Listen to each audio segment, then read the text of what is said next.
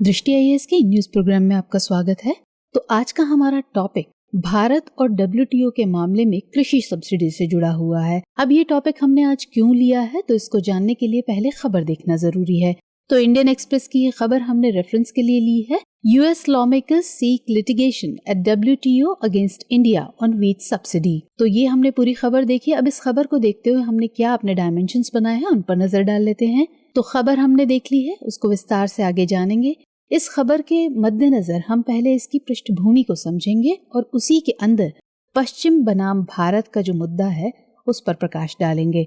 फिर कृषि पर डब्ल्यूटीओ का क्या समझौता है, सब्सिडी की गणना कैसे की जाती है, क्योंकि सब्सिडी की यहाँ बात हो रही है तो ये सब जानना भी जरूरी है। ऐसे में भारत के लिए क्या चुनौतियां हैं, उसके सामने क्या क्या चैलेंजेस हैं, उन पर बात करेंगे और फिर आगे की राह क्या हो सकती है उस पर भी हम बात करेंगे। और अंत में हमेशा की तरह आपके प्रैक्टिस के लिए एक प्रश्न रहेगा। तो चलिए पहले खबर को विस्तार से समझ लेते हैं। दरअसल अमेरिकी सांसदों ने विश्व व्यापार संगठन यानी डब्ल्यूटीओ में भारत के खिलाफ गेहूं सब्सिडी पर मुकदमा चलाने की मांग की है। डब्ल्यूटीओ यानी विश्व व्यापार संगठन ये देशों के बीच व्यापार नियमों के विनिमय का कार्य करता है। आप मुझे कमेंट सेक्शन में ये बताइएगा कि वर्तमान में इसके कितने सदस्य देश हैं और कितने देशों को इसके पर्यवेक्षक का दर्जा दिया गया है।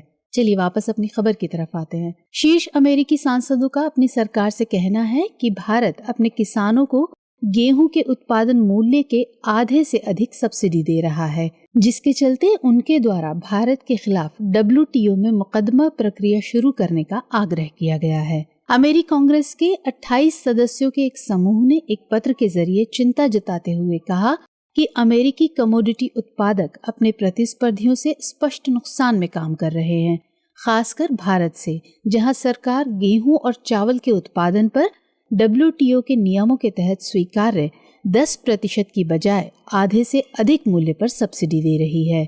इस मामले में यूएस व्हीट एसोसिएट्स, जो प्रशासन द्वारा इस तरह के कदम के लिए आक्रामक रूप से जोर दे रहा है, उसने कांग्रेस और सीनेट के सदस्यों के इस आग्रह का स्वागत किया है। आपको बता दें कि इससे पहले भी अमेरिका कृषि पर डब्ल्यूटीओ समिति में भारत के गैर अनुपालन यानी नॉन कंप्लायंस का मुद्दा उठा चुका है। अब पूरी खबर देखने के बाद हम इसकी पृष्ठभूमि को हमें समझना जरूरी है। तो बात करते हैं इससे पहले की 2018 की, जब अमेरिका ने वर्ष 2010-11 से 2013-14 के लिए गेहूं और चावल को बाजार मूल्य समर्थन यानी एमपीएस प्रदान करने वाले भारत के कुछ उपायों पर कृषि पर डब्ल्यूटीओ समझौते यानी डब्ल्यूटीओ एग्रीमेंट ऑन एग्रीकल्चर के प्रावधानों के मामले में डब्ल्यूटीओ की कृषि विषयक समिति के समक्ष इस मुद्दे पर एक रिपोर्ट दाखिल की थी। इसके मुताबिक आरोप लगाया गया कि भारत गेहूं और चावल पर दिए जा रहे अपने एमपीएस को उल्लेखनीय रूप से कम करके दिखा रहा है, जो कि कृषि पर विश्व व्यापार संगठन समझौते के तहत उसकी प्रतिबद्धताओं का उल्लंघन है। ऑस्ट्रेलिया, न्यूजीलैंड, यूरोपीय संघ और कनाडा ने भी भारत की किसान समर्थित नीतियों पर सवाल उठाया है। एक दूसरा मुद्दा जो अमेरिका ने उठाया वो ये है कि भारत की कृषि सब्सिडी अधिसूचनाओं में उपसंघीय यानी सब फेडरल स्तर पर खर्च के विवरण का अभाव है और यह सभी योग्य उत्पादन के बजाय केवल खरीदे गए उत्पादन की सूचना देता है। तो ये हमने इसकी पृष्ठभूमि समझी। अब ये समझना जरूरी है कि आखिर ये कृषि सब्सिडी होती क्या है।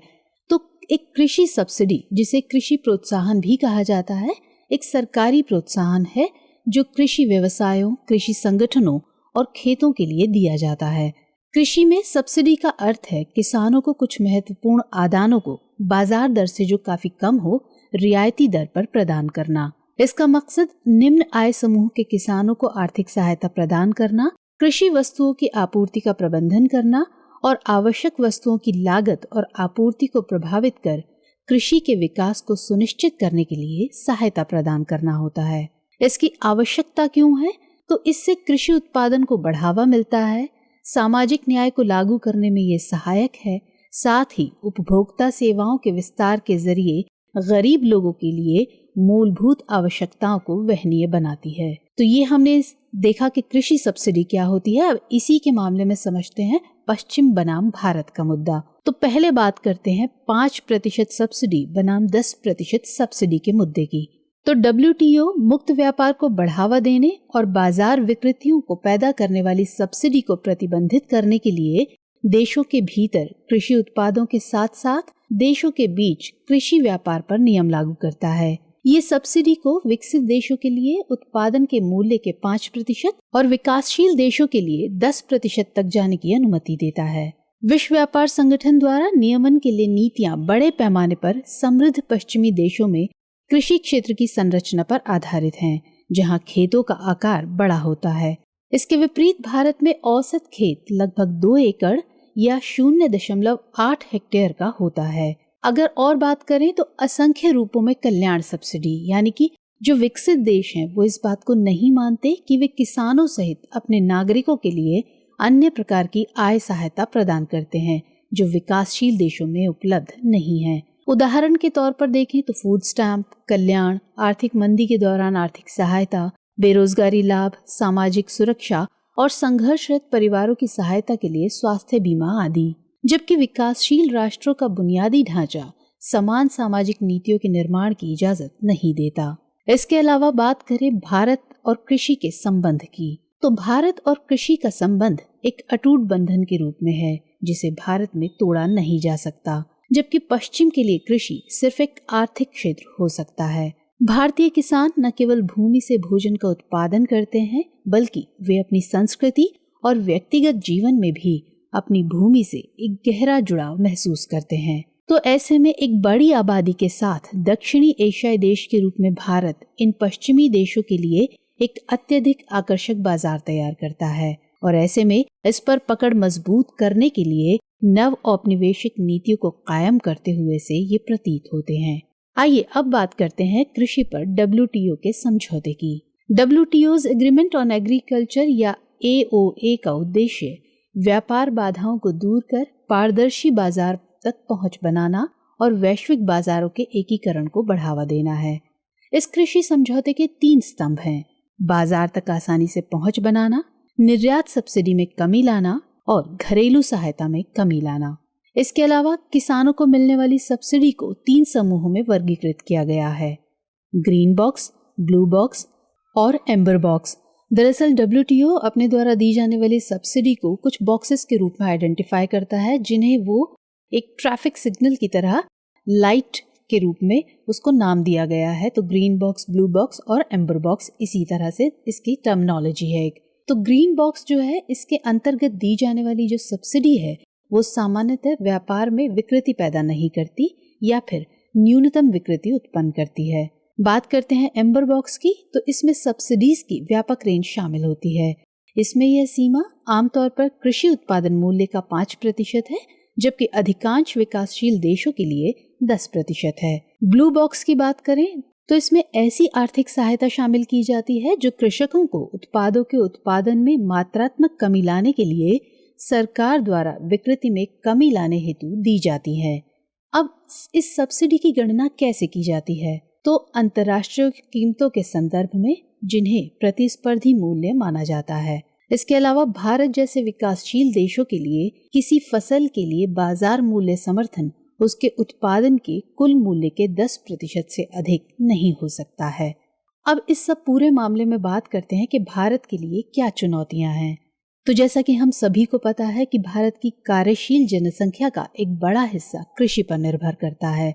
ऐसे में कृषि सब्सिडी केवल एक आर्थिक मुद्दा न होकर सामाजिक एवं राजनीतिक मुद्दा भी बन जाती है। इसके अलावा भारत में अधिकांश किसानों की आय का स्तर काफी कम है। साथ ही दोहा दौर की विफलता भी चुनौती के रूप में देखी जा सकती है, जिसके एजेंडे का मौलिक उद्देश्य विकासशील देशों की व्यापारिक संभावनाओं में सुधार करना है। तो इस सब के मद्देनजर क्या ऐसे में आगे की राह हो सकती है? तो कृषि क्षेत्र के संरचनात्मक परिवर्तन के लिए केंद्र को एक साथ मिलकर काम करने की दरकार है, जिसमें छोटे और सीमांत किसानों तथा भूमिहीन श्रमिकों के हितों को केंद्र में रखा गया हो। साथ ही भारत जैसे देशों को दोहा राउंड की वार्ता पर फिर से ध्यान केंद्रित करने की जरूरत है, क्योंकि संकट से जूझ रही भारतीय कृषि के लिए नीतियों में लचीलेपन की आवश्यकता है और इसके लिए WTO के दोहा राउंड को पुनर्जीवित करना अहम है। आइए अब बारी है आज के सवाल की। वर्तमान सब्सिडी किसानों को बचाए रखने में मदद करती है, लेकिन कम कीमतों के मुकाबले उत्पादन की उच्च लागत को देखते हुए लाभ कमाना अक्सर असंभव होता है। समालोचनात्मक विश्लेषण कीजिए। 250 शब्दों में इसका उत्तर लिखने की प्रैक्टिस कीजिएगा। तो आज के सेशन में इतना ही। मिलेंगे अगले सेशन में किसी और नए टॉपिक के साथ। तब तक के लिए स्वस्थ रहिए, सुरक्षित रहिए। जय हिंद।